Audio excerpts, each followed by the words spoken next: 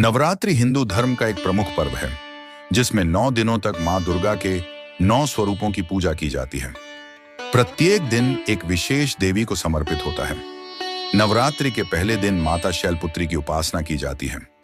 माता शैलपुत्री शक्ति और साहस की प्रतीक है। मां दुर्गा के पहले स्वरूप को शैलपुत्री कहा जाता है।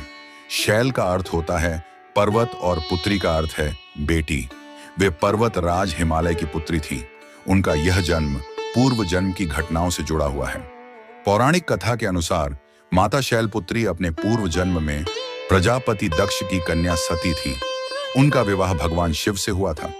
एक बार दक्ष ने एक विशाल यज्ञ का आयोजन किया जिसमें सभी देवताओं को आमंत्रित किया गया, लेकिन भगवान शिव को आमंत्रण नहीं दिया गया। जब सती ने यह सुना तो वे अपने पति भगवान शिव की अनुमति लेकर पिता के यज्ञ में चली गईं।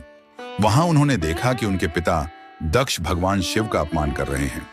यह सहन न कर पाने के कारण माता सती ने योग अग्नि द्वारा स्वयं को भस्म कर दिया।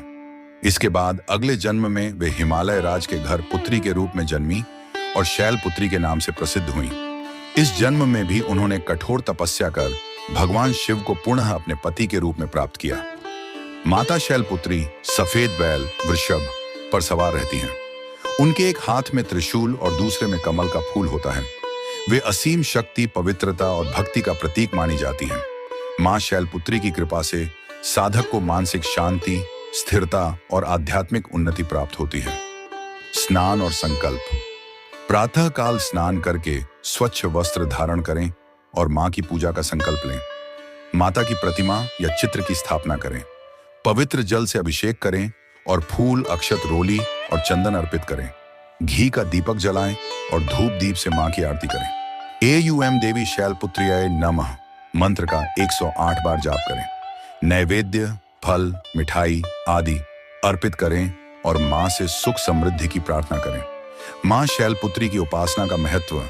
मां शैलपुत्री की पूजा से मन को स्थिरता प्राप्त होती है। जीवन में सकारात्मक ऊर्जा और आत्मविश्वास बढ़ता है। जो लोग मानसिक तनाव या भटकाव का सामना कर रहे हैं, उन्हें मां की कृपा से शांति मिलती है।